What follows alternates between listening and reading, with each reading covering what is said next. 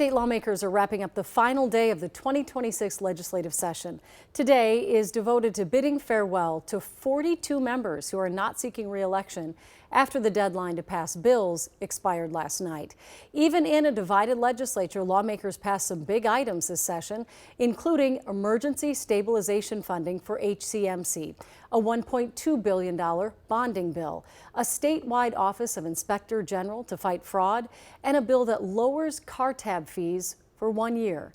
But the session ended without any action on two of the DFL's top priorities, gun restrictions and placing limits on ICE in response to Operation Metro Surge.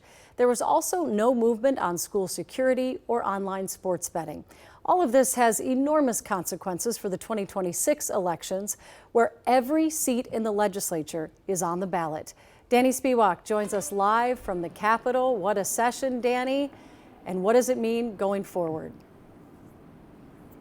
Well, Julie, 2 sessions in a row where Minnesota has had the most narrowly divided legislature in the country, and that balance of power is now at stake in just about 6 months in the November 2026 elections. And literally minutes after the deadline to pass bills last night expired, the parties and legislative leaders were already talking about their electoral strategies for November.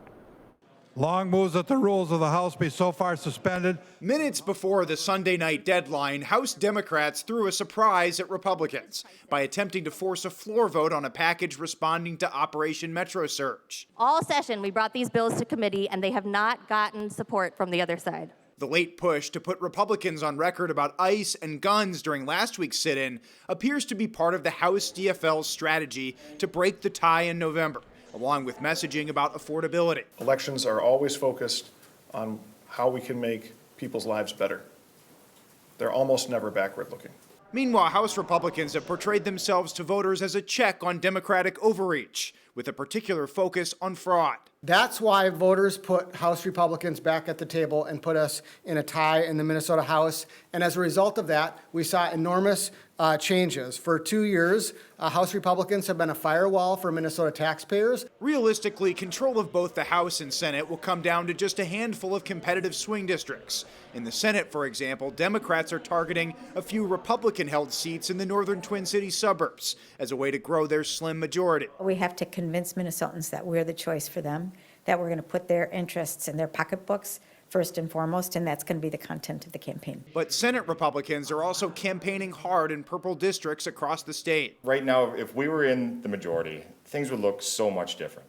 We'd be focusing so much more on the needs of Minnesotans. Now, of course, you've got every legislative seat up for election in 2026, and you have all the executive offices like governor. And so the dynamics have been interesting in this session with GOP House Speaker Lisa Demuth seeking her party's endorsement. That's coming up later this month at the party convention, where she's seeking that for the governor's spot. And she's, if it were her or another endorsed candidate or nominee in November, likely would be DFL U.S. Senator Amy Klobuchar on the other side. So a lot of changes coming in 2027. We just don't know what it's going to look like here at the Capitol. Yeah, it's going to be fascinating to watch.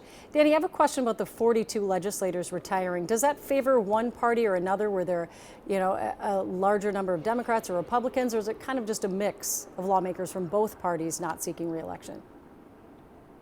That's a good question, and one to clarify too. It's actually very much a mixed bag with the parties, and it's also, that includes not only retiring members, but also those who just aren't seeking re-election or those that are running for other office. So like Speaker Demuth is in that list because she's running for another seat and won't retain her House seat. So yeah, very much a mixed bag. All right. Thank you, Danny.